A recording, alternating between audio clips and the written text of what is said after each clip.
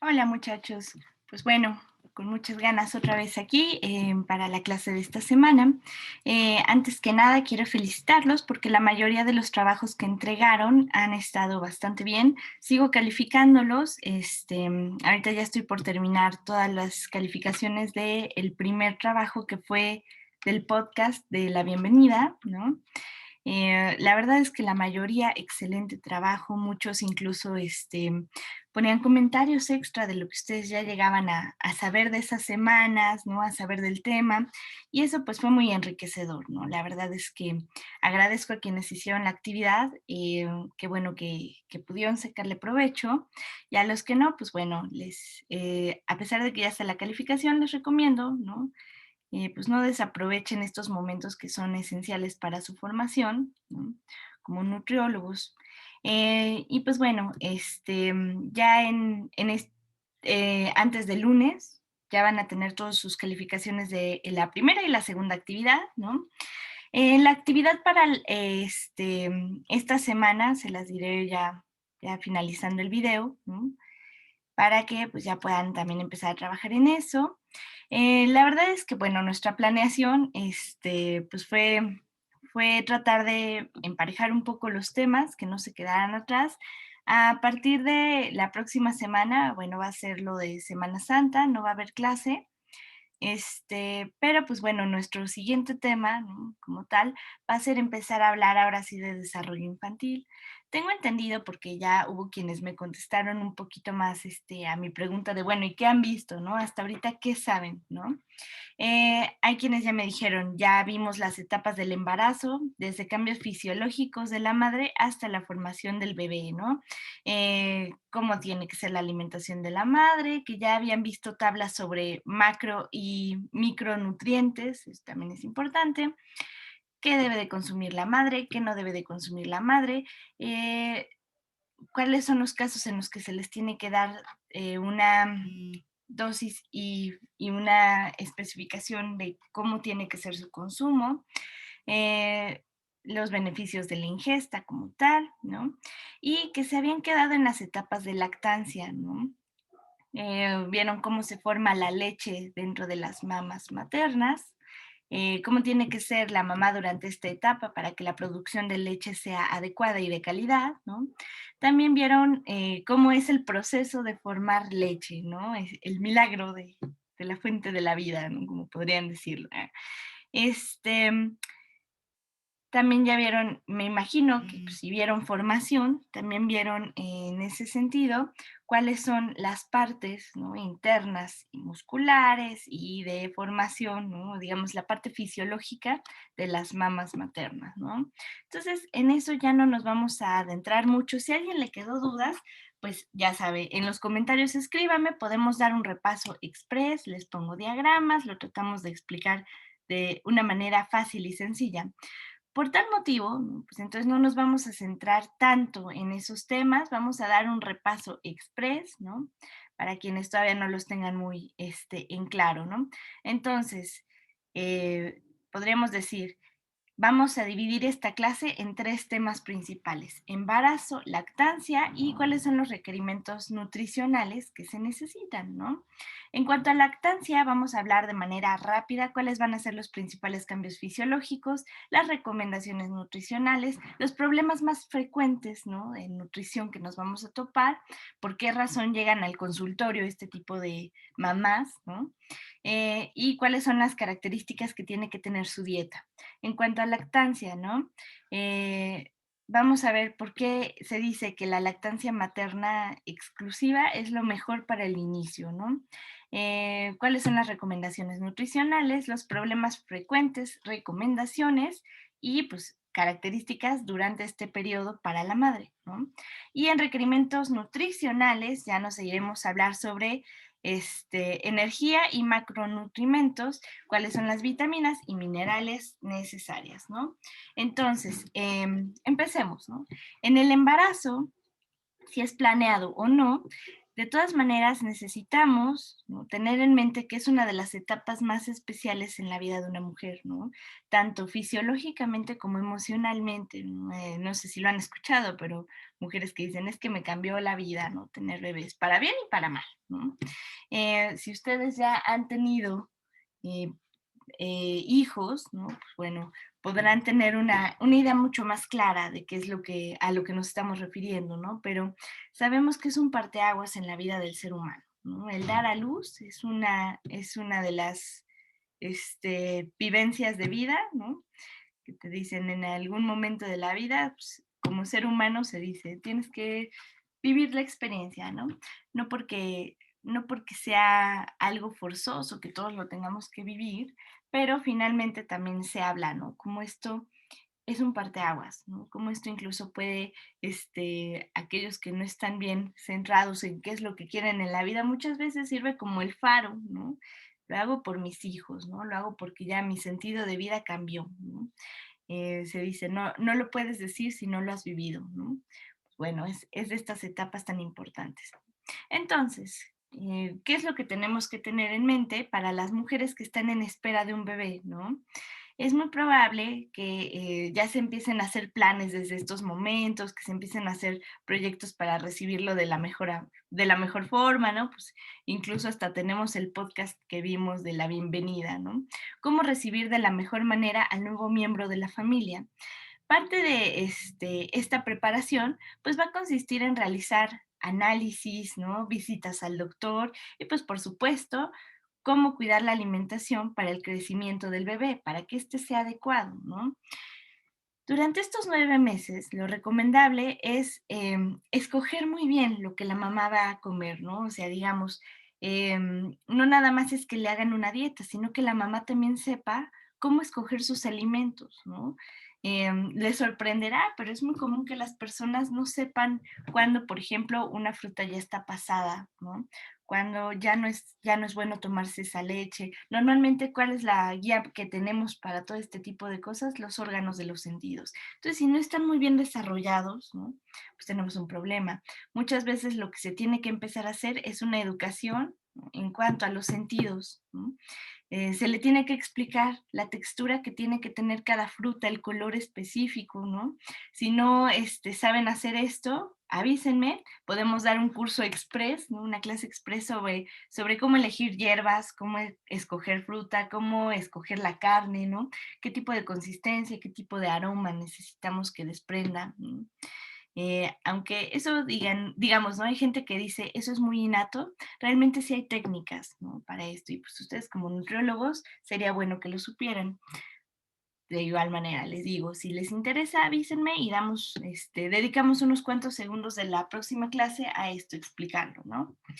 Entonces, aparte de toda la cuestión de escoger los alimentos, es importante que la mamá se mantenga activa, ¿no?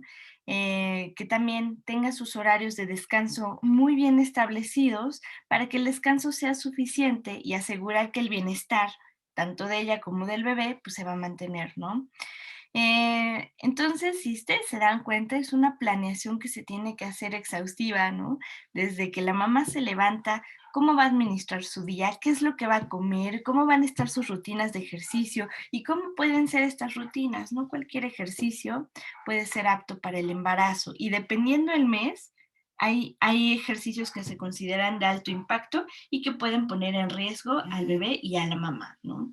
Entonces, pues es un todo, ¿no? Si se dan cuenta, nosotros hablamos de nutrición, pero pues se necesita ir de la mano. Somos ciencias de la salud, entonces, tanto emocionalmente como en ejercicio, como en nutrición, vamos de la mano, ¿no? También, digamos, en cuanto a lazos afectivos, también se recomienda que la mamá pueda tener una estabilidad, ¿no? Se dice, la mamá va a tener cabeza para el bebé, y entonces, ¿quién es quien tiene que tener cabeza para la mamá? Pues es el papá, ¿no? Entonces se dice, la mamá tiene que tener cabeza para este bebé que todavía no puede pensar en sus necesidades, ¿no? Desde el vientre, y el papá tiene que estar atento a que la mamá no se vaya a descuidar por cuidar al bebé. Entonces, a esto le vamos a llamar red de apoyo, ¿no?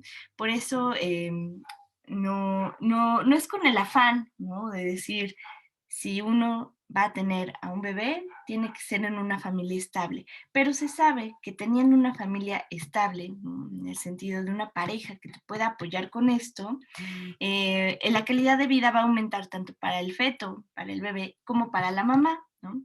Entonces, pues es esto, ¿no? Dice Winnicott, para quienes leyeron el artículo, ¿no?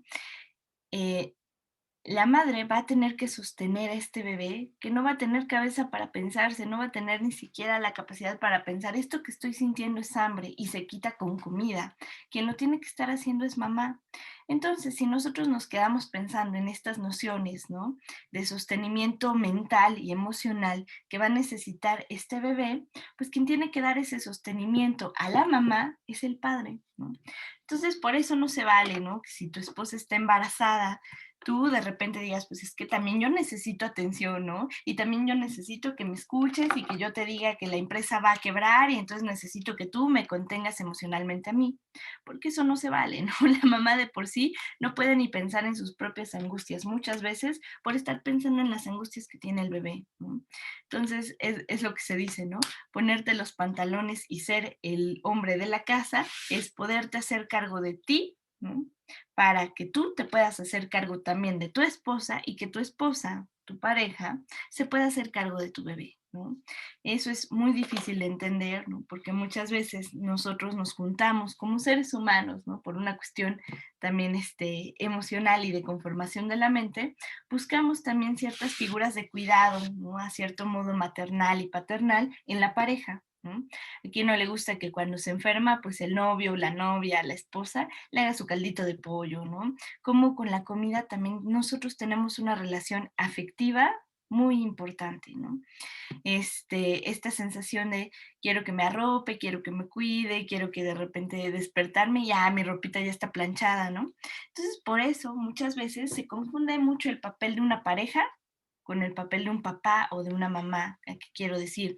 De repente, no sé si lo han escuchado, pero dices que parece más tu hijo que tu esposo, ¿no? Parece ser una niña chiquita a la que está esperando que la cuiden y que le traigan todo, casi casi que le sirvan en la boquita, ¿no? Que le tengan todas sus comodidades, ¿no?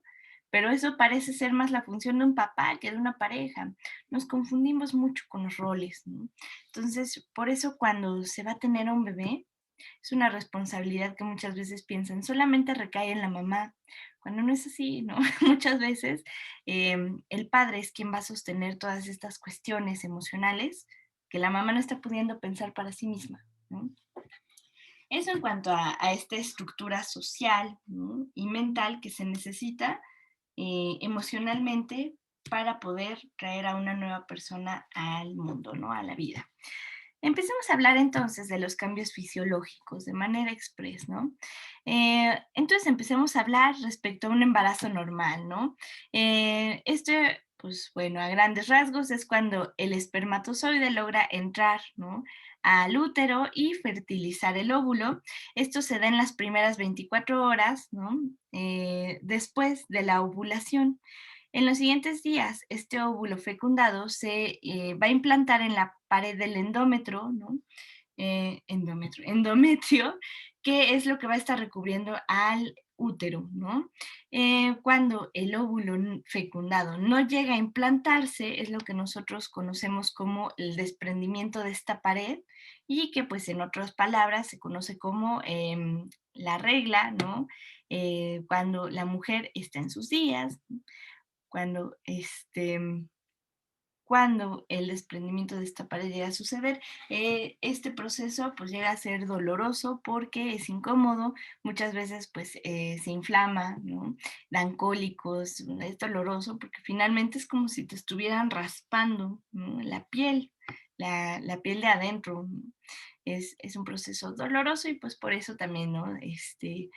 A los nutriólogos que nos están viendo, pues tengan paciencia con sus parejas mujeres, ¿no? Durante esta época de los meses, ¿no? Y bueno, si llega a implantarse el óvulo fecundado en el endometrio, ¿no? Durante las primeras 9 semanas van a empezar a formarse los órganos principales, ¿no? O sea, digamos los básicos. ¿Cuáles son?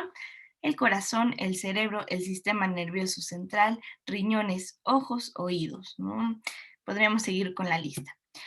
Una vez que el óvulo fecundado llega a implantarse en el útero, el cuerpo comienza a adaptarse, ¿no? Esto quiere decir que empieza a cambiar para mantener el desarrollo y el crecimiento del embrión. Esto quiere decir todos los nutrientes, todas las defensas y todos los recursos del cuerpo de la madre, ¿no? Se van a enfocar en que el embrión sobreviva, ¿no? Entonces, es curioso porque el cuerpo se prepara antes de que la mente lo logre hacer. Muchas veces, ¿no? ¿Cuántas veces no hemos escuchado el caso de no sabía que estaba embarazada hasta ya casi que iba a dar a luz, ¿no? Y entonces se dice, a la vez de que el cuerpo se empieza a adaptar rapidísimo a este nuevo cambio para enfocar todos los nutrientes y todas las energías y todos los recursos al feto, la mamá va a tener que llevar durante este proceso también una preparación psicológica, ¿no? Hacerse a la idea de que llega un bebé, ¿no? Esto Winnicott lo dice, es una enfermedad que solamente le va a dar a las mamás sanas, ¿no? Qué paradoja, ¿no? Una enfermedad mental que se necesita que le dé a la mamá sana. Una mamá que no logra desarrollar esta enfermedad mental es una madre que no va a poder cuidar de su hijo y va a seguir centrada en sí misma, ¿no? Es equivalente a una despersonalización porque, digamos, ¿no? El interés psíquico no va a estar en la propia persona, va a dejar de ser narcisista para enfocarse en alguien más, ¿no? Se va a identificar con alguien más. ¿Cuál es esta enfermedad de la que estamos hablando psíquicamente que se le da a las mujeres sanas? Estamos hablando de la preocupación maternal primaria. Ese es el nombre, ¿no? Este nombre se lo da Winnicott. Preocupación maternal primaria. Y es un estado psicológico de disociación en donde el interés, en lugar de estar puesto en uno mismo, se le pone a la persona que viene en camino, de la cual ni siquiera conocemos, no sabemos quién es, no sabemos de su temperamento, pero todos los intereses ya están puestos, ¿no? De lleno en esta nueva personita, ¿no? Entonces, preocupación maternal primaria, un estado psicológico en el que la mamá va a empezar a entrar poco a poco, ¿no? Entonces, ¿qué podríamos decir que es la preocupación maternal primaria, ¿no? En ejemplos simples, ¿no? Es cuando la mamá deja de poner atención a sus intereses, ¿no? Cosas que antes le parecían súper importantes, ¿no? Van a pasar a un segundo término, como por ejemplo su trabajo, ¿no? Una mujer profesionista que se estuvo esforzando 5 años en la compañía para llegar a un puesto directivo, en eso se entera que está embarazada y pues va a ser un periodo de adaptación en el que va a llegar un momento en el que diga, ¿saben qué? Necesito un tiempo de maternidad, ¿no? Para poder estar con mis hijos, ¿no? Y llega el caso en donde le dicen, oye, es que si tú si te ausentas tanto tiempo, vas a perder tu puesto. La mamá dice, pues lo pierdo, ¿no? Cosas que, por ejemplo, nos sería muy raro, ¿no? Decimos, ¿cómo? Luchó toda su vida por ese puesto. En cuanto llega el bebé, ¿no? Es como si todo eso pasara a un segundo plano, dejara de ser tan importante porque lo primero en la mente de estas mamás sanas, ¿no?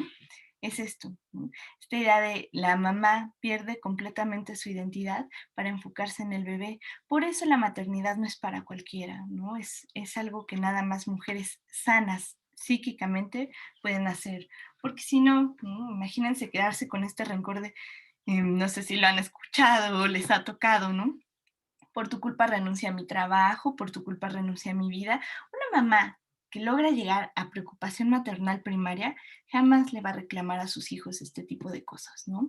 Por ejemplo, llega a suceder la mujer embarazada que le dicen, ¿sabes qué? Es que uno nace tu bebé, vente, vámonos de fiesta, ¿no? Y disfruten ahorita que pueden y todavía no llega el bebé. La mamá que empieza a entrar en preocupación maternal primaria, lo primero que va a decir es, ¿saben qué? Es que no se me antoja salir con los amigos, ¿no? Prefiero mejor quedarme a decorar el cuarto del bebé, prefiero mejor quedarme a descansar, ¿no? Ya no quiero salir tan tarde, ¿no?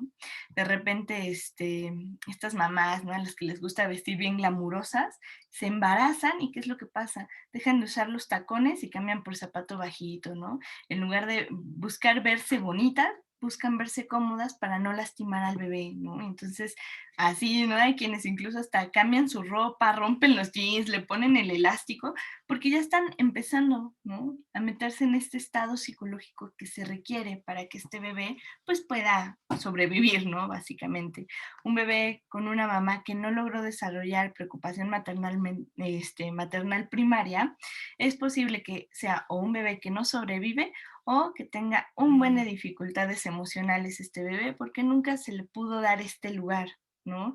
Privilegiado que se necesita tener en la mente de su propia madre, ¿no? Entonces, a partir, ¿no? Hablemos de que este momento el óvulo fecundado se implanta en el útero, este cuerpo empieza a adaptarse y empieza a cambiar, ¿no? Y pues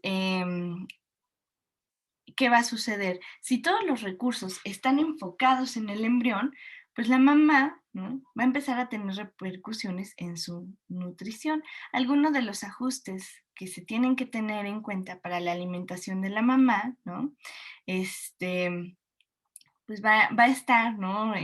Luego en la sangre. Por eso muchas veces cuando no es efectiva la prueba de orina, lo primerito que se hace es la prueba de sangre, porque luego se va a detectar ahí, ¿no? La sangre es uno de los primeros indicadores porque es lo primero que cambia y que cambia más rápido y más notoriamente en una mujer embarazada, ¿no? Eh, ¿Cómo va a estar esto? ¿No? La sangre va a aumentar hasta casi un 50% del volumen que acostumbraba, ¿no? ¿Por qué? Porque la sangre sirve para alimentar a las células del bebé, ¿no? Entonces, por eso esta idea de que se sienten hinchadas, ¿no? Pues están trabajando, ¿no? Al triple de la sangre con la que normalmente están acostumbradas, ¿no? Eh, los nutrimentos de la sangre también van a cambiar, ¿no? Una de las situaciones más riesgosas, ¿no? Que llega a suceder es cuando no hay suficiente reserva de hierro en la madre, ¿no? Y pues no se puede formar por tal la suficiente hemoglobina, ¿no? Esto quiere decir que la mamá va a empezar a desarrollar anemia, ¿no? Es bien común que las mamás que no están al tanto de esto y no se hacen sus chequeos constantemente puedan llegar a la anemia, ¿no? Para evitar esta situación es recomendable que el médico realice análisis de sangre y prescriba sus suplementos de hierro, ácido fólico y vitamina B12, ¿no? En caso de ser necesario. Esto no quiere decir que si ya estás embarazada o que ves que tienes una paciente embarazada, de lleno le prescribas esto, porque si no también puedes provocar problemas, porque imagínate que no lo necesite. Aquí decimos, ¿no? Deficiencia y exceso son malos. Siempre se tiene que tener un balance. Para eso se necesitan las pruebas de sangre antes de siquiera mandar estos suplementos alimenticios, ¿vale? Eso es súper importante. Pues también va a ser súper importante que se cuide, ¿no? Cómo va a estar la carga calórica y el balance, ¿no? También otro de los cambios fisiológicos principales va a estar en el corazón y los pulmones, ¿no? Al aumentar también la necesidad de oxígeno y el volumen sanguíneo, el cuerpo se va a ajustar, ¿no? Al ritmo del trabajo que necesitan los órganos.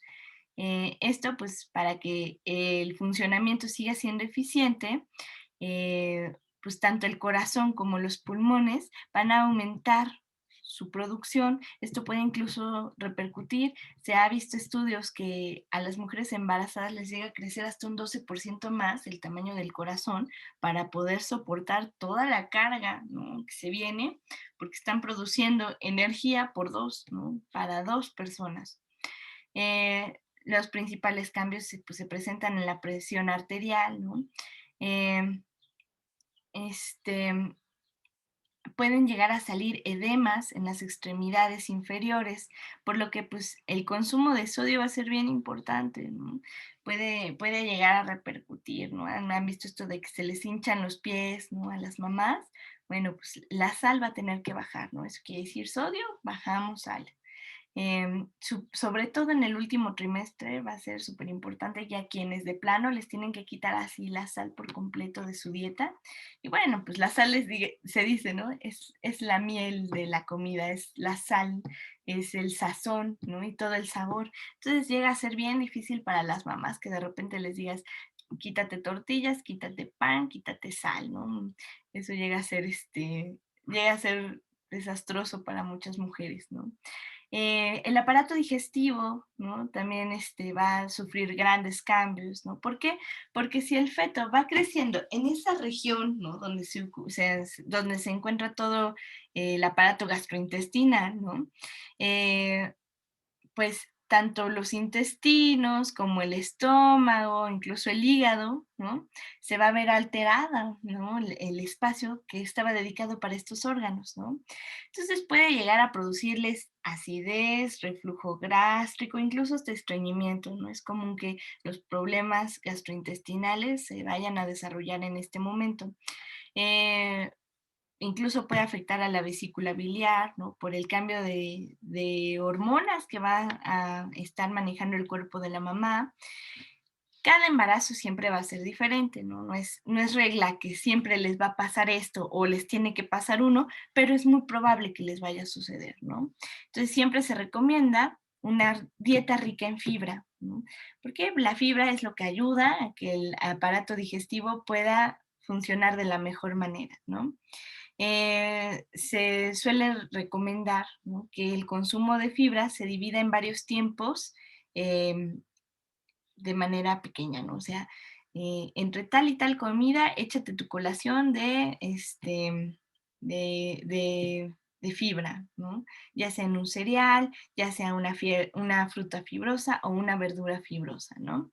Este, También, ¿no? Se va a empezar a limitar el consumo de lípidos, o sea, de grasas, ¿no? Se prefiere que se consuman aceites ricos en omega 3, esto quiere decir ciertos tipos de pescado, pero que se tienen que asar muy bien o hervir muy bien, porque consumir pescado también puede ser peligroso si no está bien preparado, ¿no? Las grasas saturadas se van a tener que eliminar para que entonces también el aparato digestivo pueda funcionar de la mejor manera. Los riñones, al aumentar el volumen sanguíneo, ¿no?, pues los riñones van a trabajar mucho más rápido de lo que están acostumbrados y más para poder eliminar los desechos del metabolismo tanto de la madre como del bebé, por lo que es necesario consumir suficiente líquido para que las infecciones que pueden llegar a dar en vías urinarias no se den. Las infecciones en vías urinarias son de las cosas más dolorosas que les pueden pasar, ¿no? Este, a las personas que les llegan a dar infecciones, ¿no? Es un dolor punzante porque duele aquí, ¿no? En la espalda baja y pues muchas veces no te puedes ni mover del dolor, ¿no? Entonces, por eso se le recomienda estar consumiendo cierto número de litros de agua al día, ¿no? Porque, pues, para ayudar a los riñones lo más que se pueda, ¿no? Pues también sabemos que la composición y el peso corporal, pues va a ser también de los primeros cambios que se va a notar en el cuerpo materno.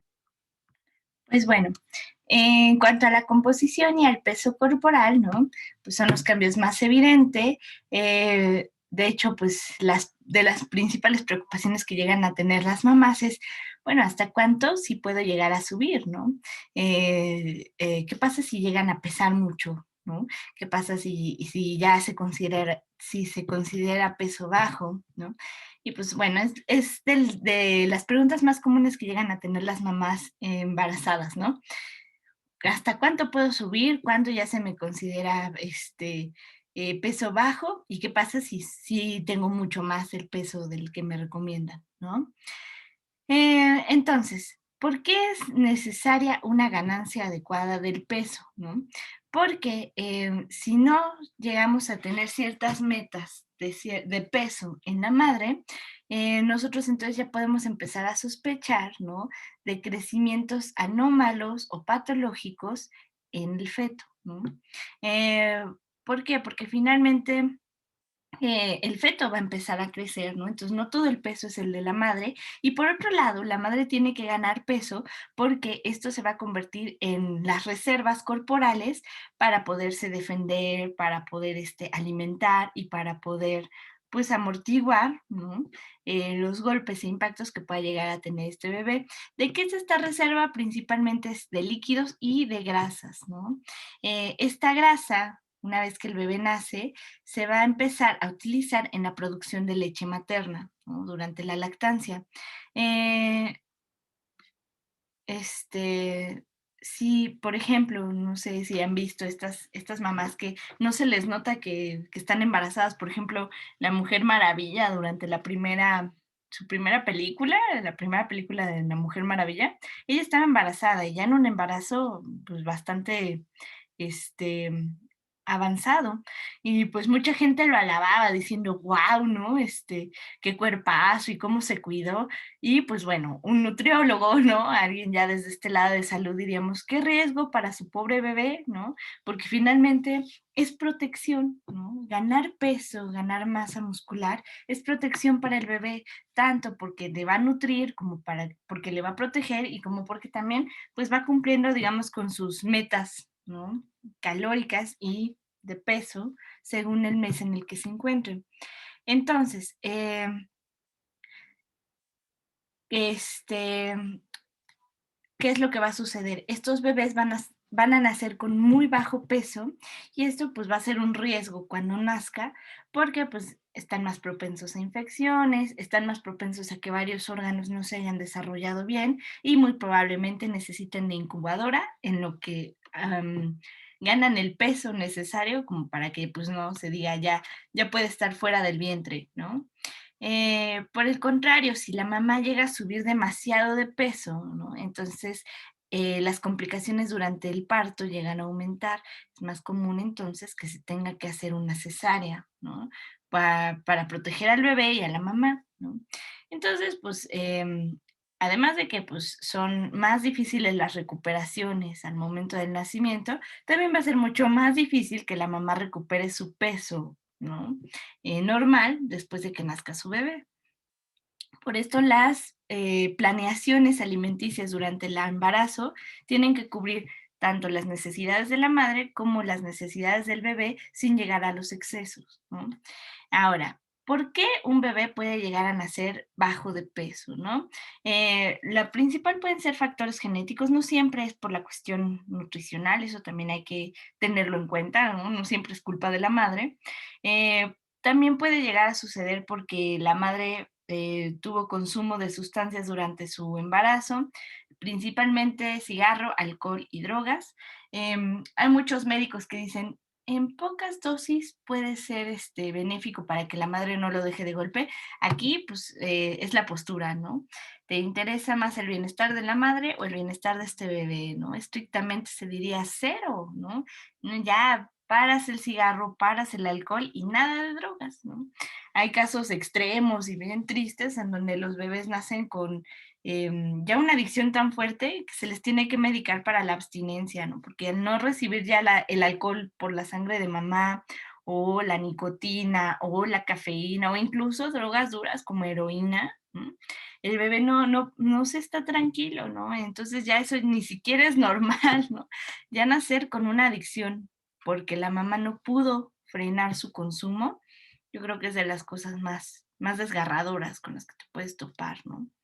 Em, ¿Qué pasa también? Esto puede llegar a producir, ¿no? Que el bebé que está con bajo peso, también llega a suceder que los partos llegan a adelantarse, ¿no? No llegan a cumplir todos los meses de gestación que necesitaban, ¿no? Me imagino, ¿no? La idea es, pues ya no voy a crecer más aquí, pues mejor ya me salgo, ¿no? Y empiezas a obtener nutrición, empiezas a obtener tus nutrimentos ya de manera externa, porque de manera interna mamá no está cumpliendo con los requisitos que necesitas para desarrollarte. También pueden desarrollar problemas con la placenta, por ejemplo, se puede desgarrar, puede desprenderse, entre millones de complicaciones, ¿no? Dato curioso, ¿no? El peso de un bebé al nacer es un factor de riesgo para su morbilidad y mortalidad. Esto quiere decir, ¿no? Que con qué tipo de infecciones, qué tipo de alergias, qué tipo de enfermedades en general el bebé va a estar desarrollando a lo largo de su vida, ¿no? Por ejemplo, hay quienes dicen, siempre me enfermo de la panza, siempre me enfermo de la gripa, siempre he tenido problemas con la piel, siempre he tenido problemas con shalala, shalala, un órgano en específico. Bueno, dependiendo del peso, ¿no? Hay Hay estudios que han comprobado a determinado peso puede desarrollar ciertos tipos de enfermedades, por ejemplo, diabetes, por ejemplo, cáncer, ¿no? Eso es algo que como que todavía se está estudiando, pero se piensa que se puede hacer esta correlación. Y pues también, ¿no? Podemos empezar a hablar de calidad de vida. Cuando estamos hablando de mortalidad, es esta idea de hasta cuánto, ¿no? Se puede extender su esperanza de vida, ¿no? Los niños con bajo peso, o sea, sé que llegan a pesar menos de 2,5 kilos, este, tienen un riesgo aumentado de muerte por problemas de infección en el aparato digestivo y respiratorio, ¿no? Es como lo principal que puede llegar a suceder. ¿Cuándo se llega a considerar ya así muy, muy, muy bajo peso al nacer? Menos de 1,5 kilos, ¿no? Estos son niños que ya luego, luego tienen que meter a las incubadoras porque no nada más es el tema de que gane peso, sino protegerlo ambientalmente porque todavía no tienen ni siquiera los recursos sanguíneos y los recursos de anticuerpos necesarios como para defenderse del medio ambiente, ¿no? Entonces, esta idea es de este bebé no va a sobrevivir porque le puede dar una infección muy bárbara, ¿no? Puede entrar un agente externo y no sobrevivir, ¿no? También es común que estos bebés con muy bajo peso puedan presentar hemorragias y morir desangrados, ¿no? También pueden llegar a presentar retrasos en el desarrollo, ¿no? Tanto mental como físico, y pues también se suele asociar con trastornos del aprendizaje, ¿no? Esta idea de cómo por una mala alimentación de la madre el bebé puede llegar a padecer trastornos del aprendizaje, sí, la mente del bebé no se va a desarrollar igual, ni tampoco sus capacidades cognitivas, ¿no? Van a ser bebés con baja reacción, es como si hubieran terminado, han escuchado esta palabra atolondrados, ¿no? Como si les faltara despertar, como si les faltara chispa, ¿no? Esa es la idea, ¿no? Terminan con una capacidad de reflejos y de sistema sensorial reducido. Ahora, existen dos indicadores bien importantes que van a ser así como nuestra clave para que nosotros también sepamos a través de medir a la mamá cómo está la calidad de vida del bebé, ¿no? El primero es el tamaño de la madre, o sea, cuánto pesa en relación a su altura antes de que estuviera embarazada, ¿no? O sea, cuánto ha aumentado de peso, ¿no? Y, bueno, más bien, antes de que se embarazara, cuánto pesaba y cuánto medía mamá, y el aumento de peso durante el embarazo, ¿no? Entonces, tamaño de la madre antes de embarazarse y el aumento de peso que va llevando la mamá durante el embarazo, ¿no? Estos son nuestros dos factores que tenemos que tener muy en cuenta, ¿no? Por eso, por eso es bueno que nosotros llevemos un registro, ¿no? No nada más de nuestros pacientes, sino también un registro propio, que nosotros tengamos una noción de más o menos cuánto vamos pesando, ¿no? Y que tengamos una idea de cuánto medimos, ¿no? La recomendación es, por eso se dice, ¿no? Tienes que tener una báscula en tu casa, tienes que monitorearte tú, tienes que saber más o menos cuáles son los pesos que tú te manejas, ¿no? Em, Cuando hablamos del tamaño de la madre, según los estudios que, que llegué a investigar, ¿no? Y que llegué a encontrar respecto a por qué es tan importante saber cuánto pesaba y medía la mamá antes del embarazo, ¿no? Es que las mujeres de buena estatura con un índice de masa corporal adecuado tienden a tener hijos más grandes, ¿no? Esto pues se va a relacionar también con el tamaño de la placenta y pues a mayor placenta, pues mayor es la cantidad de nutrimentos que puede recibir y de oxígeno que puede recibir el feto, ¿no? Si, por ejemplo, se empieza un embarazo con el peso adecuado, ¿no? Para la edad, para el tamaño y para los requerimientos de la mujer, ¿no? Es mayor la probabilidad de que el bebé vaya a nacer con un peso sano, ¿no? En cuanto al aumento del peso en el embarazo, cuando eh, el bebé se va gestando, ¿no? Es importante que nosotros vayamos considerando que este aumento tiene que ir en función del índice de masa corporal, ¿no? De la madre al inicio de la gestación. O sea, es bien importante que la mamá sí tenga muy en claro cuánto pesaba antes de embarazarse, ¿no? Entonces, índice de masa corporal al inicio del embarazo que nosotros vamos a considerar bajo es cuando está por debajo de 18.5. El peso sano de índice de masa corporal que nosotros vamos a estar registrando es de 18.5 a 24.5, digo, punto 9, sí, 24.9, ¿no? Por si lo quieren ir anotando. Lo que ya se considera sobrepeso es cuando llega de 25 a 29.9 y lo que ya entra en obesidad, ¿no? Es cuando rebasa los 30, ¿no? Los 30 de índice de masa corporal. Entonces, ¿cómo se va midiendo, ¿no? ¿Cómo sería la ganancia de peso adecuado? Antes de la semana número 20 de gestación, ¿no? Em, Se considera bajo todavía si, por ejemplo, la mamá tenía un índice de masa corporal de 18.5, que se considera bajo, y llega a subir de 4 a 5 kilogramos, ¿no? Es lo que tendría que empezar a subir la mamá. Si la mamá se encuentra en peso sano, de 2 a 3 kilogramos es lo adecuado, ¿no? Eh, y ya pensando en sobrepeso y en obesidad, es de 1 a 2 kilogramos lo que tendría que subir, ¿no? Tampoco se espera que suba tantos. Em, a partir de la semana número 20, ¿no? Por ejemplo, las mamás que estaban en bajo peso y lograron llegar a subir de 4 a 5 kilos más, se espera que lleguen a subir un poquito más, de 350 gramos a medio kilo, ¿no? En las mamás de peso sano, lo esperado es que lleguen a subir de 300 a 400 gramos, ¿no? Y las que tienen sobrepeso, ¿no? Este, de 200 a 300, ¿no? Y una vez ya sumando todo el peso, ¿no? Que se puede llegar a aumentar, ¿no? Podríamos localizarlo. En las mamás que empezaron, o sea, cuando se embarazaron, ellas estaban bajas de peso, se espera que puedan llegar a aumentar de 12 a 15 kilogramos más. Las mamás que tenían un peso sano normal, ¿no? Antes de embarazarse, se espera que lleguen a subir de 9 a 12 kilogramos, eso es lo sano, lo esperado y lo normal. Y las que tienen sobrepeso, pues también se espera que no lleguen a subir tanto, ¿no? La de sobrepeso es de 7 a 9 kilogramos y en obesidad de 6 a 7 kilogramos, ¿no? ¿Por qué? Porque si no, pues también es una dificultad la que se le da al bebé, ¿no?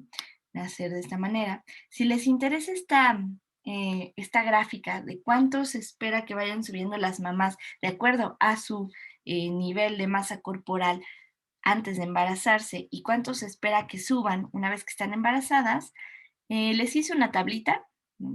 Entonces, si quieren tomarle foto, les voy a compartir, ¿no? Entonces, aquí se las puse. Eh, entonces, aquí les puse el índice de masa corporal al inicio del embarazo, o sea, em, al primer mes que empezaron a notar los cambios, cuánto medían, ¿no? Es súper importante que se midan en ese momento, incluso antes de embarazarse, que la mamá conozca más o menos cómo estaban sus medidas, ¿no? Y su índice de masa corporal. Entonces aquí viene bajo peso, cuánto tiene que ganar antes de la semana 20, a partir de la semana 20 y en total del embarazo, ¿no? Igual con el peso sano, el sobrepeso y la obesidad. Y aquí les puse, ¿no? De qué a qué índice se considera cada uno y cuántos kilogramos se espera que vayan subiendo estas mamás. Si quieren, tómenle foto, pónganle pausa al video en esta parte y pues ya, continuamos, ¿no? Con nuestro tema. Ya casi acabamos, ¿no? este, nosotros estamos hablando del peso, ¿no? Pero además del peso durante el embarazo, existen otros factores que es importante que tomemos en cuenta, ¿no? Para saber cuánto debes de subir también, ¿no? Por ejemplo, también está la altura de la mamá. Si la talla de la mamá es menor a 1,57 m, la ganancia de peso, normal, ¿no? Es que se maneje bajo el rango de bajo peso, ¿no? Por ejemplo, si el índice de masa corporal es de 23, ¿no? La ganancia recomendada es de 9 a 12 kilogramos, ¿no? Aunque la mamá no esté dentro del rango de bajo peso, si la mamá llega a medir de 1,57 metros para abajo, se espera que no aumente tanto de peso porque pues, también no es una mujer tan alta, ¿no? También por otro lado, ¿no? Tenemos esta cuestión de la edad. Los embarazos adolescentes, o sea, nos referimos a menos de 18 años, implica que el cuerpo todavía no está lo suficientemente desarrollado ni lo suficientemente resistente como para soportar un embarazo, ¿no? Y que digamos que el cuerpo de la mujer tenga suficientes reservas. Entonces, cuando son adolescentes que se llegan a embarazar, el rango de peso que nosotros solemos utilizar es el de la tabla de rango alto, o sea, em, que lleguen a aumentar de 7 a 9 kilogramos, ¿no? O sea, ya es una ganancia un poquito em, más grande, ¿no? ¿Por qué? Porque lo que llega a suceder con estas niñas es que tienden a tener bebés de bajo peso, ¿no? Como ellas todavía están pequeñas y todavía no están bien desarrolladas físicamente, a pesar de que el cuerpo, ¿no? Ya empieza a producir los óvulos necesarios y ya puede embarazarse, el cuerpo todavía no tiene la capacidad de manejarse a los niveles calóricos necesarios para que el bebé se desarrolle, ¿no? Y bueno, también está el factor de que pueden resultar embarazos múltiples, ¿no? Si, por ejemplo, la mamá está esperando gemelos, pues es recomendable aumentar de 14 a 16 kilos, porque ya no estás aumentando el tamaño de un bebé, sino el de dos bebés, ¿no? Y eso, pues ya, ni siquiera importa tanto cuál era el índice de masa corporal inicial de la mamá, ¿no? En casos de que sean trillizos, ¿no? La recomendación es que aumente hasta 17 o hasta 20 kilogramos, ya que de no ser así, el riesgo de que nazcan con un peso bajo aumenta, ¿no?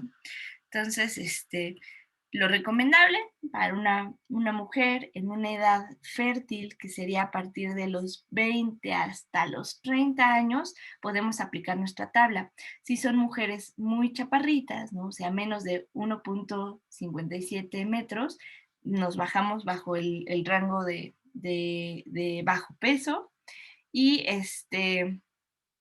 em, de dependiendo de la edad de la mamá, también eso va a ser importante. Y si llegan a ser embarazos múltiples, aquí ya no consideramos tanto las características de la madre, sino lo necesario para cada bebé, ¿no?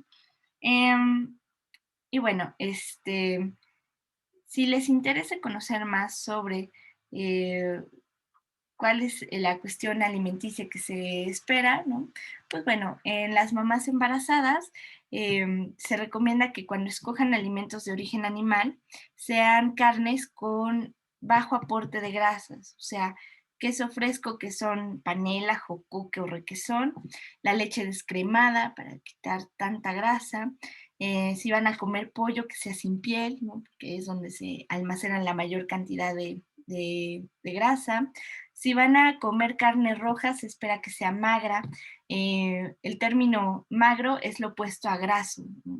Entonces, graso es humedecido con grasa, magro es con la menor cantidad de grasa posible. ¿Cuáles son los cortes de carne roja que menos grasa llegan a manejar? Está el lomo, el filete, y pues cuáles son los más grasosos, los que menos se recomiendan, por ejemplo, el chamberete o la costilla, ¿no? Son los más grasosos.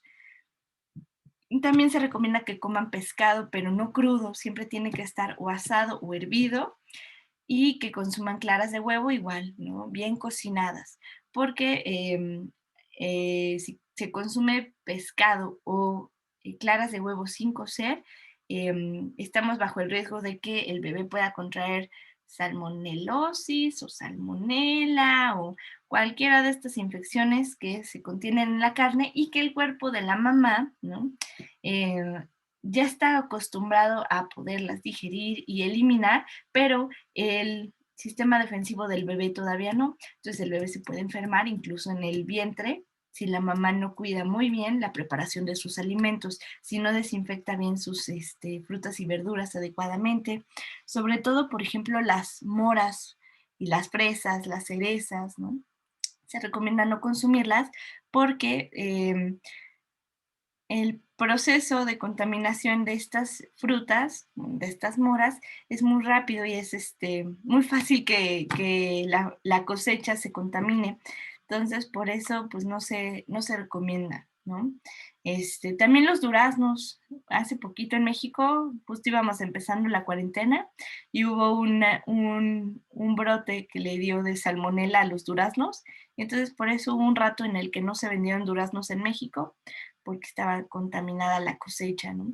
También es bien importante saber eso, qué frutas y por qué temporadas vale la pena consumirlas y también cuando un cultivo sale enfermo y empieza a contagiar a más cultivos, saber decirle a las pacientes, tanto embarazadas como a los que no están embarazados, ¿no? Hombres, mujeres y niños, si nosotros sabemos, por ejemplo, que se emitió un llamado a la población diciéndole, ¿saben qué? Se detectó tal tipo de brote en tales cosechas, entonces de momento no se recomienda comer durazno, pera, piña, papaya, sea cual sea el cultivo que se ha enfermado, ¿no? Es importante tenerlo en cuenta y saber cuándo llega a disminuir para volverlo a incluir en las dietas, ¿vale? Eh, También pues va a ser importante que las mamás embarazadas se compren una vajilla especial que sea un poco más pequeña de lo que acostumbran, ¿no? Podría llegar a parecer algo innecesario, pero así es mucho más fácil que la mente se sienta satisfecha si te compras, en lugar del el tazón, ¿no? Te compras un platito más pequeño. Entre más pequeños es mucho más fácil sentir que uno se llena más rápido, ¿no? Eh, este, es mucho más fácil, ¿no? Cuando se están sirviendo las porciones de comida, que el plato pequeño pues, se vea más lleno, ¿no? Y digas, ok, ya no me sirvo más, ¿no? A que si en cambio tienes el plato jumbo, ¿no? Eso puede ser un buen tip para ayudar a las mamás a controlar su cantidad calórica. Eh, Se pues, recomienda evitar guisados con grasas, ¿no? Por ejemplo, los empanizados, los capeados, las comidas fritas, aderezos, crema, mantequilla, ¿no? Aun cuando se necesita que se consuma grasa, ¿no? Siempre tiene que ser grasa de la sana, ¿no? O sea, por ejemplo, aguacate, aceite de oliva, este, las semillas que son altas en óleo, o sea, en grasas, por ejemplo, ¿cuáles son estas semillas? Las nueces, los cacahuates, las almendras, ¿no? Aún así, estas porciones de aguacate, de aceite de oliva y de semillas tienen que estar controladas, ¿no? El consumo se tiene que limitar, ¿no? Eh, Dependiendo a la proporción que se va consumiendo. O sea, a partir de estudios que haces tú como nutriólogo, le vas recomendando cuántas semillas sí se puede comer, cuánto del aguacate sí se puede comer, porque la grasa, pues es de lo que más calorías va a aportar a la alimentación. ¿Qué es lo que sí así se tiene que evitar sí o sí?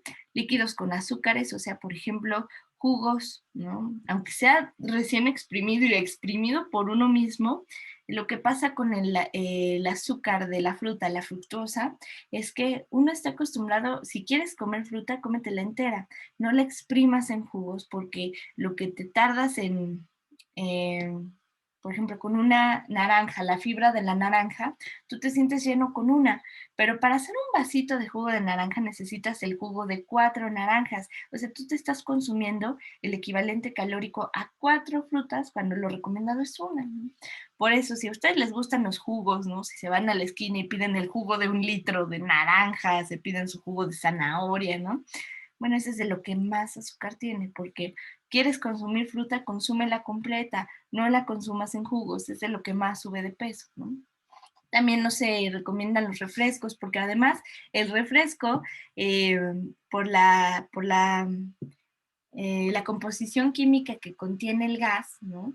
Lo que va a hacer es que va a producir la sensación de hambre, ¿no?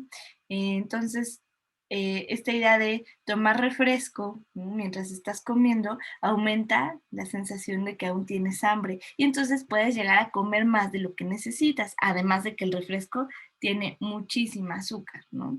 Y bueno, también se evitan las aguas de sabor, ¿no? Se prefiere agua simple.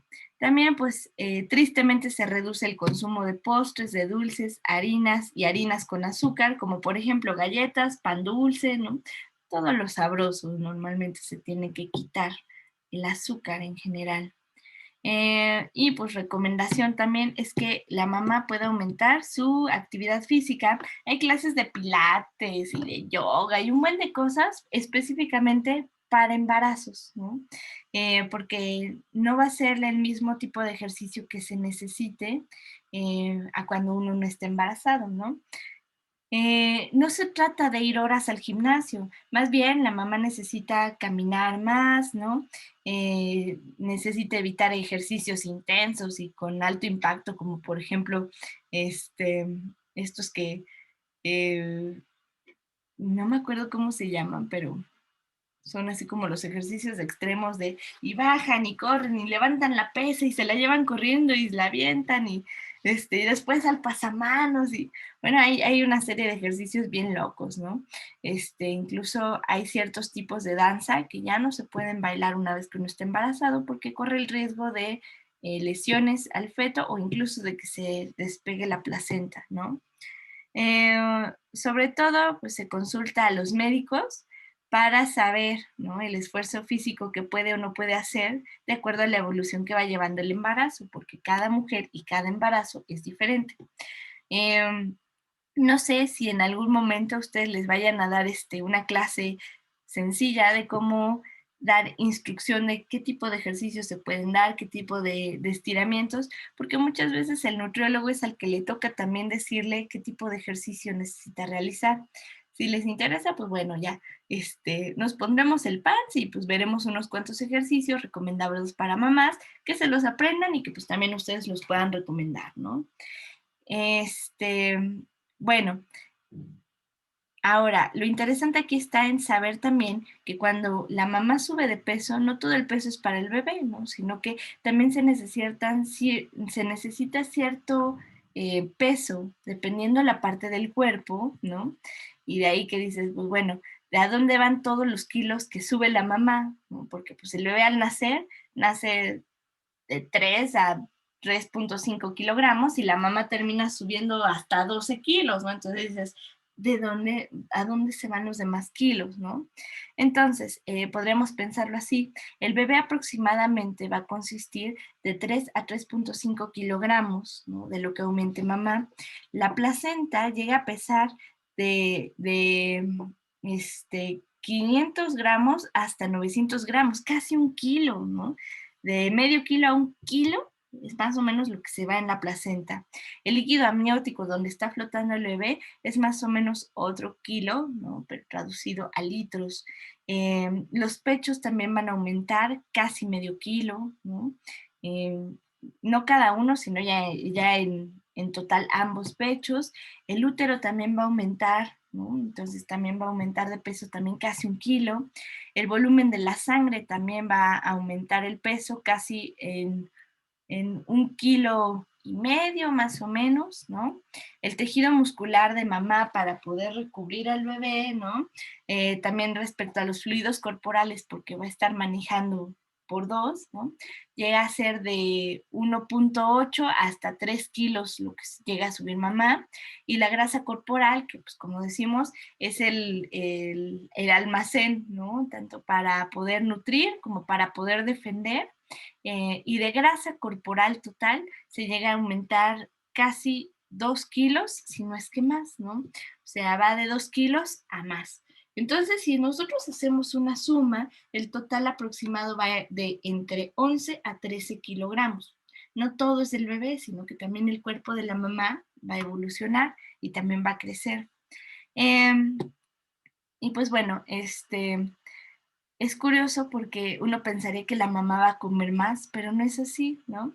La cantidad de alimento no va a aumentar demasiado durante el embarazo, pero sin embargo, la calidad de la comida va a tener que ser muy rigurosa, ¿no? Esto va a ser muy importante, pues el aumento de las necesidades de algunos nutrimentos supera el incremento de las necesidades de energía. O sea, ¿qué quiere decir? Muchas veces, más que nosotros necesitar la energía para que el bebé se desarrolle, necesitamos ciertos nutrimentos necesarios para que su hígado se desarrolle bien, el corazón se desarrolle bien.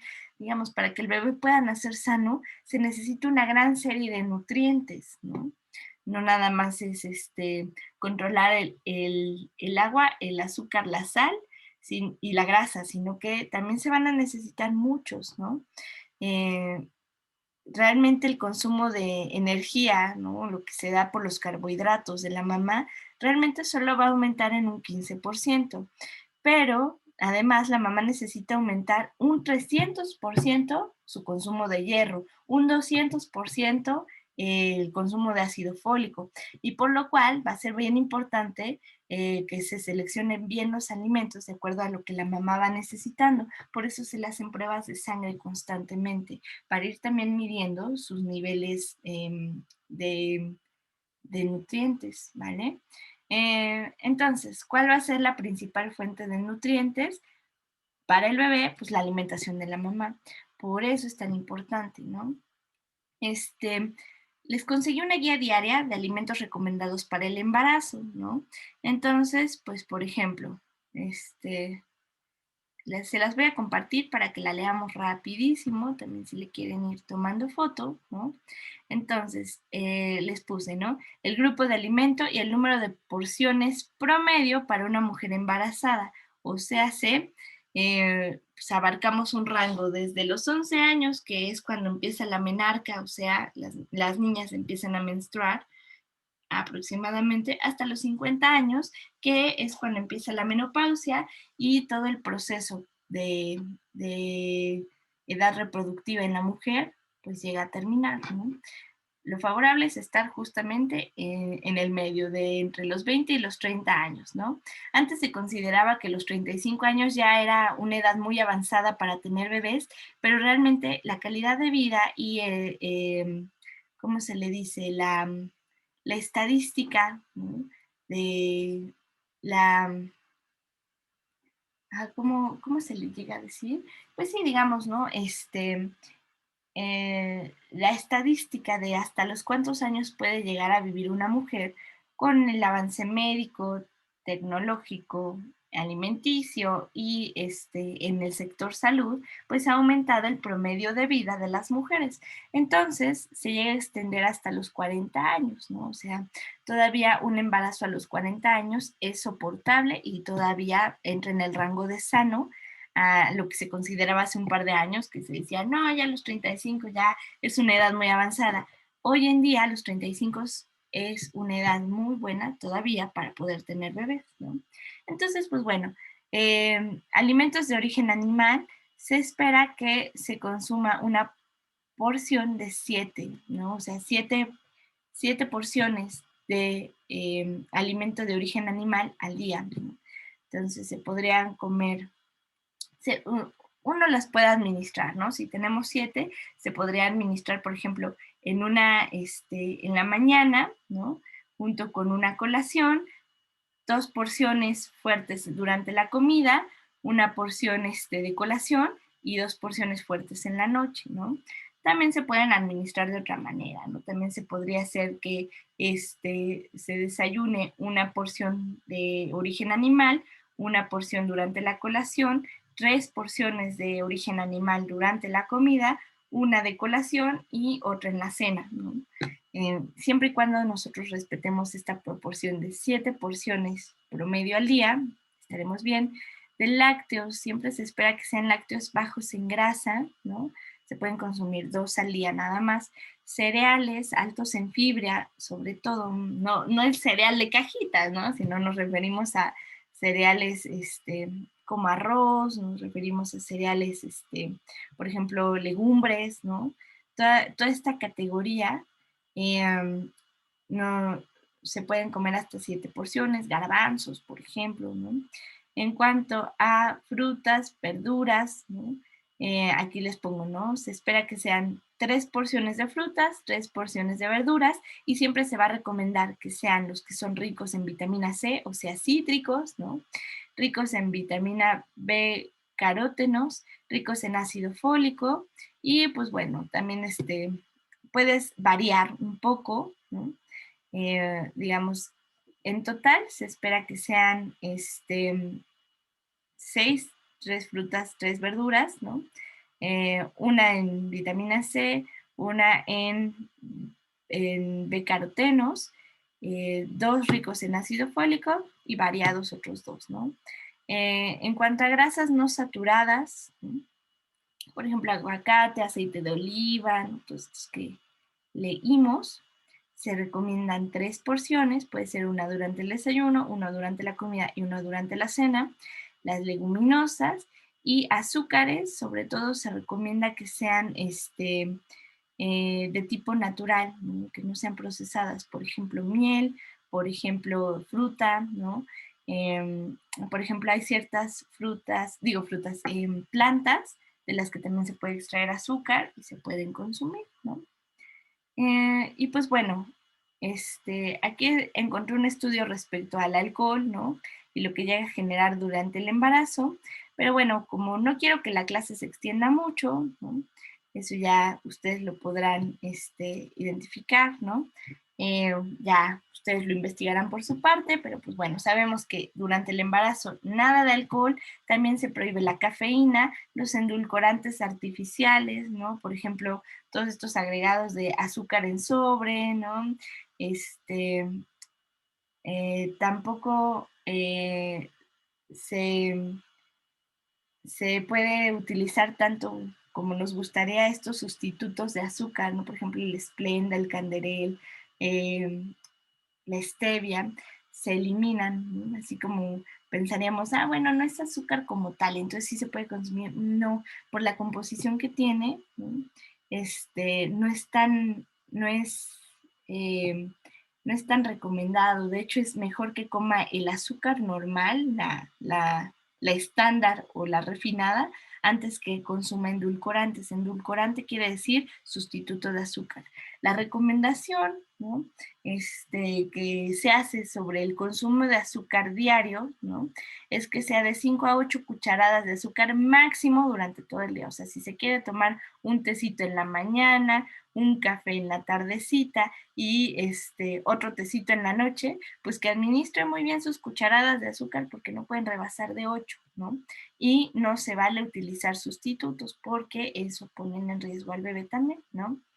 En caso de, por ejemplo, si se tienen resistencias a la insulina o si, por ejemplo, la mamá tiene diabetes, ¿no? También puede suceder que la mamá desarrolle diabetes gestacional, o sea, antes de embarazarse no tenía diabetes, durante el embarazo le dio diabetes, ¿no? Eh, este, en esos casos extremos, ¿no? Pueden utilizar estos sobrecitos de stevia, ¿no? Pero máximo 5 sobres al día, no más, ¿no? La fructosa siempre es la mejor opción, que es la que viene de las frutas, ¿no? Eh, Porque finalmente no requiere de insulina para la metabolización, ¿no? Y pues normalmente se puede utilizar bajo las mismas reglas calóricas, ¿no? Eh, que usaríamos normalmente, ¿no? Ahora, la leche y el queso siempre tienen que estar frescos, sin pasteurizar. Por ejemplo, el queso feta, el queso de cabra, el queso brie, queso camembert, queso azul, quedan eliminadísimos, ¿no? Porque el proceso que llevan eh, se requiere muchas veces de ciertos tipos de hongo específicos para que llegue a la maduración y ese tipo de hongos es favorable comerlos o es normal comerlos o no nos pasa nada siempre y cuando estemos en un estado normal. Cuando estamos embarazadas, ¿no? Ese tipo de quesos pueden llegar a enfermar al feto, ¿no? Porque ese hongo llega a liberar, ¿no? Una sustancia eh, se conoce como listeria, y esto lo que le llega a suceder es que al bebé le puede producir meningitis. La meningitis es una inflamación cerebral producida por una bacteria, ¿no? Y pues incluso pueden llegar hasta los abortos espontáneos, ¿no? Por comer queso, ¿no? Siempre se recomienda el queso fresco, se hace tipo queso panela, ¿no? Es el recomendado. El huevo crudo no se puede comer porque puede producir salmonela. Hay muchos postres, por ejemplo, que lo que hacen es batiendo azúcar con la clara, se genera el betún, ¿no? Se genera el chantilly, se genera el pues sí, ¿no? Esta espumita que le pones arriba a los postres sabe muy rico, pero se sirve cruda. Entonces, por eso muchos postres quedan eliminados también de la dieta de la madre, porque esto llega a producir salmonela, ¿no? Normalmente, pues, una persona que no esté en embarazo podría llegar, ¿no?, con anticuerpos a eliminarla, pero durante el embarazo es más complicado. Entonces, por ejemplo, los tipos de postres, para quienes no sepan, que llegan a contener huevos crudos, son los mousse o las tiramisú, ¿no? O todo lo que tenga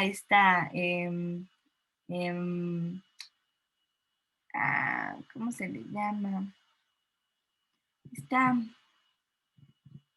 esta espumita que sabe bien rico. No me puedo acordar el nombre, pero normalmente son betunes incluso hasta para cupcakes, ¿no? O incluso el betún de limón llega a tener en ocasiones clara de huevo. Cuando está bien blanquita y se pone así durita el panqué de limón, ¿no? Por ejemplo, el que sirven en el Starbucks contiene huevo crudo, ¿no? Carnes de pescado o de marisco crudos tampoco se recomiendan porque es más común que estas contengan E. coli, ¿no? Y pues esta infección llega directo al bebé y pues esto les puede ocasionar daños intestinales con los que van a vivir toda la vida, incluso hasta daño renal, ¿no?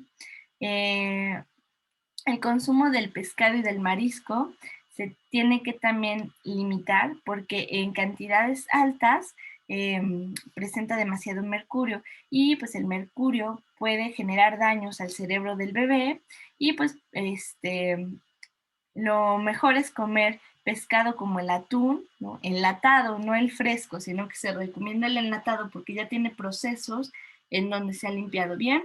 El salmón, el bagre o langostinos, ¿no? Se evita, por ejemplo, el pez espada y atún en filete. Se recomienda que no sobrepase una porción de 300 gramos a la semana, ¿no? Se puede consumir pescado, pero tiene que ser atún enlatado, salmón, bagre o langostino y no puede pasar de 300 gramos a la semana. Ahora, se recomienda que si van a consumir ensaladas frescas o verduras crudas, sean,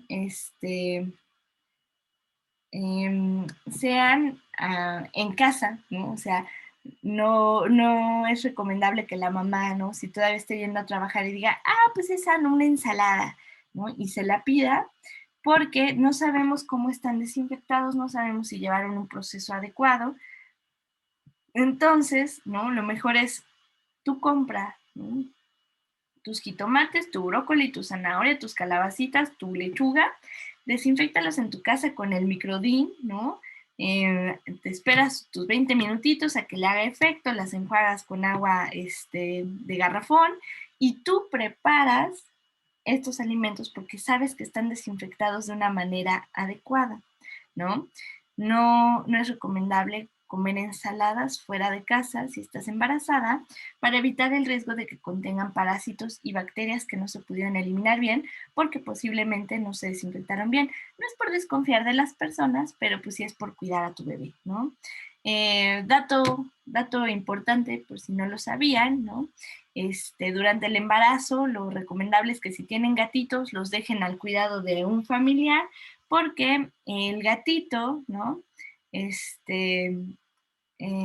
Pueden ser portadores de un parásito que puede producir toxinas en el plasma del bebé, en el plasma sanguíneo del bebé, ¿no? Se conoce como toxoplasmosis, ¿no? Entonces, se recomienda que el gatito no esté en contacto con la embarazada. Es triste porque pues ni muchas veces es un miembro de la familia más, pero por proteger a la embarazada se recomienda que no.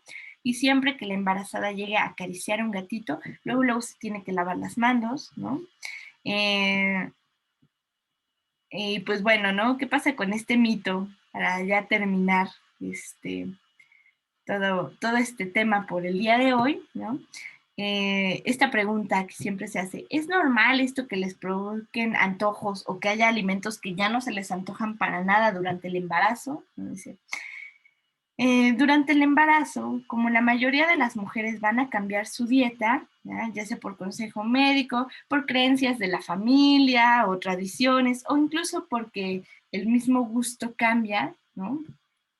Este, se cree, ¿no?, que aunque no es una causa exacta, ¿no?, se cree que esto se debe a ajustes hormonales y sensibilidad a los olores, ¿no? ¿Se acuerdan que yo les decía? Nosotros elegimos normalmente qué fruta está buena, si la leche todavía está fresca, normalmente por los sentidos. ¿Cuáles son los sentidos involucrados en la alimentación? El olfato y el gusto, ¿no? Cuando uno se enferma de gripa y el olfato se atrofia, la comida no te sabe a nada. Siempre van de la mano. Para que algo te sepa rico necesitas tener intacto el olfato. Si es una persona, por ejemplo, con asmas o con dificultades de la nariz, ¿no? Inflamación de los cornetes, cosas por el estilo, y huele menos, es curioso, pero tienden a manejarse en mayores niveles corporales porque esta calidad olfativa, ¿no? Digamos, se les llama organoléptica, ¿no?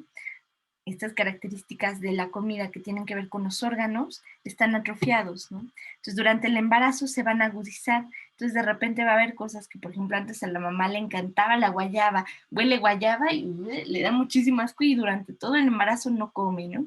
Mamás que, por ejemplo, el queso panela no les gusta para nada, pero se embarazan y tienen el antojo, ¿no? Se debe a que estos cambios hormonales y que la sensibilidad organoléptica de la mamá cambia, ¿no? La mayoría de las embarazadas van a sentir una urgencia bien potente por comer o evitar ciertos alimentos. Eh, este, Se cree que esto tiene que ver con una situación en la que se piensa que es porque el cuerpo de la mamá es muy sabio y le está diciendo que necesita tales nutrientes, que necesita tales nutrimentos, ¿no? Y que la mamá, ¿no? Eh, necesita una mayor cantidad de esto, ¿no? Satisfacer estos antojos o evitar ciertos alimentos que ahora sienten estas mamás no suele ser algo dañino para la salud siempre y cuando sea con moderación, ¿no? O sea, por ejemplo, que de repente diga la mamá, es que se me antoja una rebanada de pastel de chocolate, como no tienen una idea y lo necesito o no puedo continuar con mi vida. Bueno, la mamá se puede comer una rebanada, ¿no? Y está bien.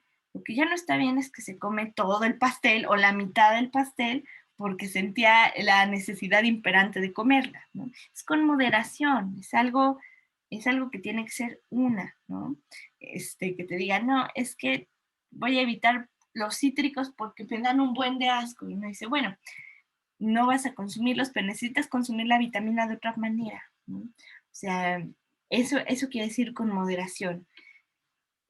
Porque lo que nosotros estamos tratando de hacer es que no se aleje de una alimentación correcta y se necesitan cubrir todas las necesidades nutrimentales, ¿no?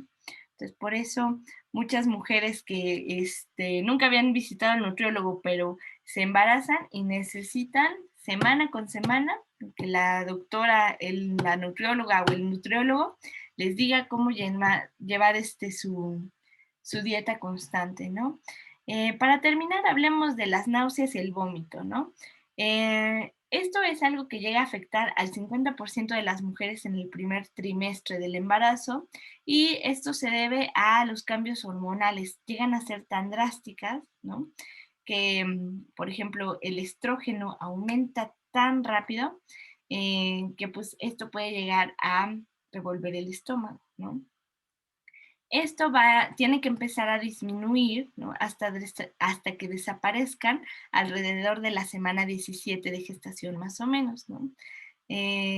También se les llega a conocer con el nombre del malestar matutino, ¿no? Porque durante la mañana, como durante toda la noche, se producieron muchos niveles de estrógeno.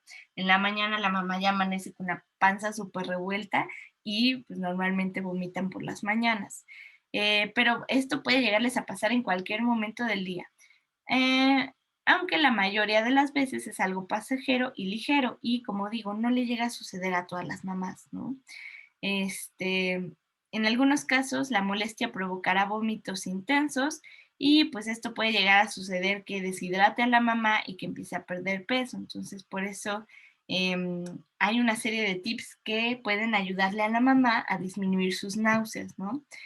Por ejemplo, que evite ayunos de más de 6 horas, o sea, si la mamá se va a ir a dormir, ¿no? Antes de dormir que coma algo y en cuanto se despierte, vuelva a comer algo, que tenga colaciones de 5 a 6 veces al día, ¿no? Comidas pequeñitas para que el ayuno no se prolongue. Siempre que desayune, diario que desayune, ¿no? Esto sirve para disminuir las náuseas porque al momento de hacer la digestión, esto puede ayudar a que la sensación no sea tan fea y también disminuye el mareo. Si hay mucho malestar, se puede dividir el desayuno como en dos partes, ¿no? Comienzas con algo ligero y después ya comes, después de una hora comes el resto de tu desayuno, ¿no? Eh, se procura que se eviten los alimentos con sabores y aromas fuertes, porque aunque antes le gustaban mucho a la mamá, puede llegar a suceder, hay quienes tienen gustos muy, muy finos por ciertos sabores fuertes, durante el embarazo, como el olfato y el gusto van a ser mucho más intensos, se espera que comas, comas alimentos con sabores ya no tan fuertes para que pues, no te vayan a producir mareo y asco, ¿no? Por ejemplo, las guayabas llegan a ser muy aromáticas, ¿no? Entonces, por eso puede llegar a producirle mucho asco a las mamás, ¿no? Eh, Ciertos quesos que huelen muy fuerte, carne que huele muy fuerte, por ejemplo, el pescado es un aroma muy fuerte y puede producirle mucho asco a las mamás también por eso, ¿no? Se prefiere que los hidratos de carbono, ¿no? Se aumente para que pues esto pueda ser mucho más fácil de digerir, como por ejemplo pasta, eh, arroz, frutas y verduras, ¿no? Y pues espera que vayas disminuyendo el consumo de grasas, ¿no? Por ejemplo, carne roja, como los cortes que decíamos, ¿no? Estilo arrachera, estilo costilla, y que empiece a comer más carne magra, que coma más pollo sin piel y quesos frescos, ¿no?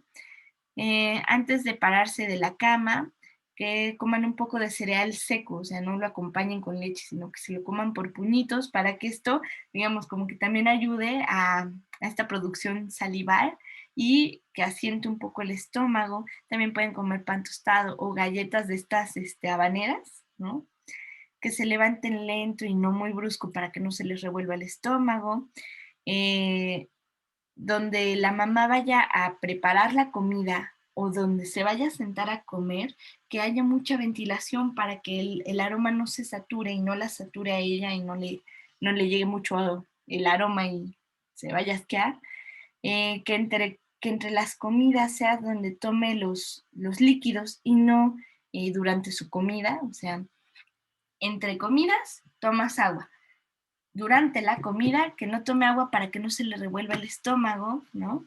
Que mastique lento y varias veces su comida para que esta sea mucho más fácil de digerir, ¿no?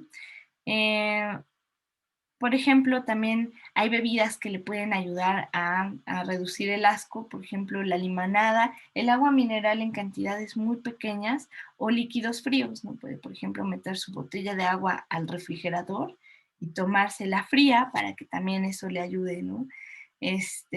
Si es común que vomite, pues es bien importante que se mantenga hidratada. Si los vómitos son más frecuentes de 2 veces al día, es muy importante que vaya con el doctor porque puede resultar en algo más, más cañón, ¿no? Puede ser una infección estomacal y nosotros confundirlo con el malestar matutino. También es común que presenten estreñimiento o que incluso hasta les puedan salir hemorroides, ¿no? Eh, Sobre todo en el último trimestre, ya que los cambios hormonales van a relajar los músculos del intestino y pues la presión del útero va creciendo. Eh, También el hierro puede llegar a agravar la situación porque como son nutrientes muy pesados, pues puede hacer que se estriñan más, ¿no? Eh, ¿Cómo disminuirlos? Tomar mucha agua de 8 a 12 vasos diarios, ¿no? Aumentar el consumo de fibra, eso quiere decir leguminosas, cereales integrales, verduras y frutas. Y antes de recurrir a recursos como laxantes, es mejor que se trate de consumir papaya, que trate de consumir nopal, ciruela pasa, porque siempre va a ser mejor que sea de manera natural, ¿no? Hay jugos y tés específicos para ayudar a la digestión, también se pueden intentar. También, pues, que se aumente la actividad física, ¿no? Que mínimo de 20 a 30 minutos diarios haga ejercicio, también va a ayudar a la motilidad intestinal, ¿no? Los laxantes son el último recurso, a menos de que el médico diga, no, si ya es necesario tomar laxantes. Si no, se tratan de evitar lo más posible, ¿no? También se pueden utilizar suplementos de fibra, como por ejemplo linaza en polvo o salvado de trigo, en caso de que el problema continúe, pero siempre lo mejor es consultar con el médico, ¿no? Esto es bien importante, ojo, nosotros como psicólogos, como nutriólogos, no somos equivalentes al médico. O sea que una consulta contigo nunca va a sustituir una consulta médica. Siempre es importante que la mamá se monitoree médicamente también, ¿vale? No somos Superman. Eh, este, en caso de que el estreñimiento continúe, es bien importante que se comente con el médico. Si ya se intentaron los remedios naturales, si esto sigue, tiene que ir con el médico para que pues no le vaya a desarrollar hemorroides, ¿no? Para quienes no sepan qué es un hemorroide, es cuando las venitas del recto se inflaman, llegan a causar muchísimo dolor y en casos extremos pueden llegar a sangrar, ¿no? Este, en caso de la acidez y el reflujo gástrico, lo que se recomienda es evitar alimentos irritantes como el café, las bebidas con gas, chocolate porque es muy irritante, el cacao es corrosivo, grasas o comidas muy condimentadas, ¿no? Que cada 3 horas haga comidas pequeñas, ¿no? Varias veces durante el día, que coma despacio, ¿no? En un ambiente relajado y agradable, que no la anden presionando y apurando por comer. Les digo, también es importante masticar correctamente, que no se acuesten luego después de comer porque eso favorece el reflujo, ¿no? Eh, también recomienda que utilicen almohadas especiales para que la cabeza esté un poquito más elevada que el cuerpo, ¿no? Cuando se acuesten y que pues no ande, ¿no? Todo el líquido gástrico recorriendo todo el esófago, ¿no? También se recomienda que no cenen muy abundante ni muy pesado, que no usen ropa muy apretada, que sea ropa más bien suelta y cómoda, y antes de que se tome algún antiácido, se tiene que preguntar al médico, ¿vale?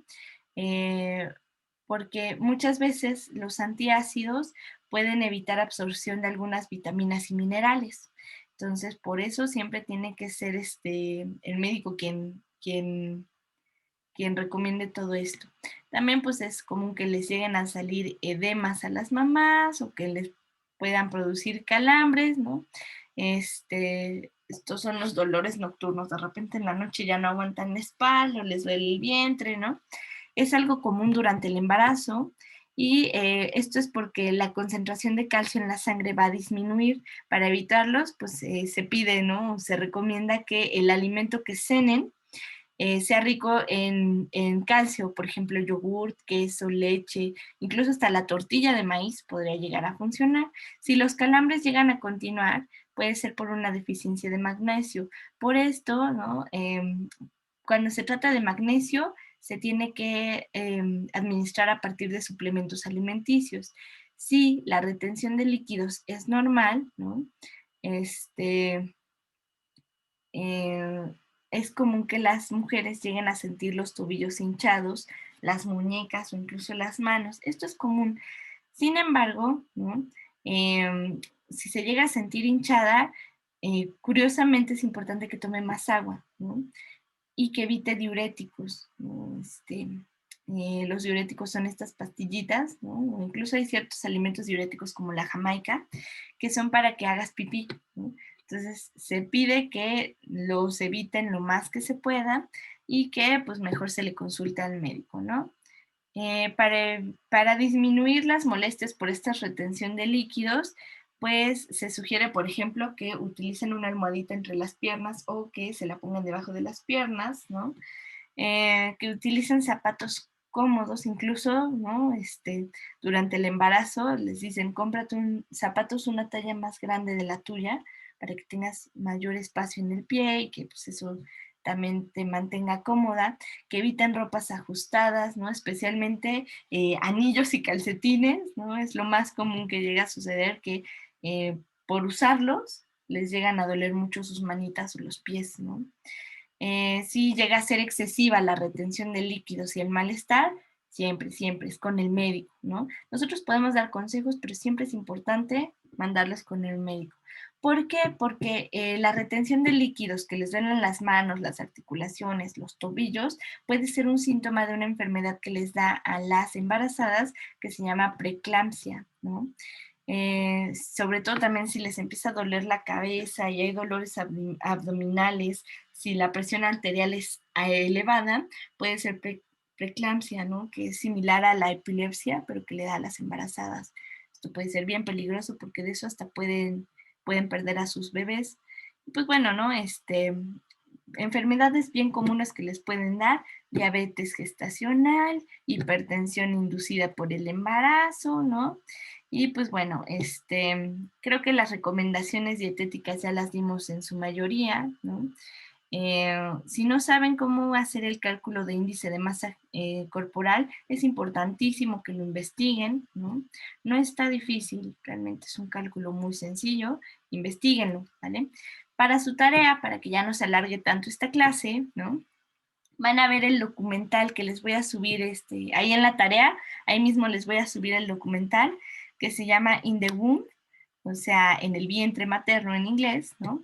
Este, es un solo documental, pero yo lo tengo por cachitos el video. Entonces se los voy a subir completo, pero viene por partes, ¿no? Véanlo y pues igual, ¿no? Un resumen de qué es lo que pasa en la gestación. Sé que ya es un tema que ya han visto, pero más vale, ¿no? Vuélvanselo a ver. Puede ser que haya cosas interesantes que tal vez no conocían. Y con esto terminamos entonces todo el proceso de gestación y a partir de la próxima semana que nos veamos, porque la próxima es Semana Santa, cuando regresemos de vacaciones, ahora sí vamos a empezar con nutrición, pero del bebé, ¿vale? Cómo se le va a introducir los alimentos al bebé, ¿no? Cuáles son las recomendaciones, ¿no? Hasta los cuántos meses es bueno que tome leche materna. ¿Qué pasa si, por ejemplo, el bebé es intolerante a la leche materna? ¿Cuáles son los sustitutos que se pueden utilizar, ¿no? Y emocionalmente, ¿cuál es la relación que se va a generar entre la alimentación y el cuidado materno? El amor de mamá, ¿no? Como se dice, no tiene que ver con su habitel, ¿no? Sino que tiene que ver con este vínculo alimenticio que se va a generar entre los dos. Vamos a ver que no nada más es una cosa de comer, sino que la alimentación también lleva un proceso emocional bien interesante, ¿no? Uno suele recordar eh, con comida cosas muy específicas de su vida, ¿no? Entonces, por eso esta idea de, pues es que tienes que aprender a comer de todo, ¿no? Pues no siempre funciona para todos, porque hay quienes se pueden apegar bien a las dietas y quienes no aguantan una dieta. ¿De dónde surgen esos problemas? bueno, vamos a ver qué tiene que ver desde esta primera relación entre bebé y mamá, ¿no? Va a ser un tema muy interesante. Cualquier duda que tengan, cualquier comentario, cualquier tema que quieran que ampliemos, pues escríbanme, y lo ampliamos sin ningún problema. Pues bueno, tienen los de matutino hasta el viernes en la tardecita, me parece, para entregarlo. Los de sabatino creo que tienen hasta las 8, ¿no? Del viernes. Pero pues bueno, vayan administrando sus tiempos. Realmente no es un documental muy largo. Yo creo que a lo mucho ha de durar 2 horas, pero yo creo que ha de durar menos. Administren sus tiempos para poderlo ver y hacer este resumen, ¿vale? Pues bueno, nos vemos muchachos. Bye.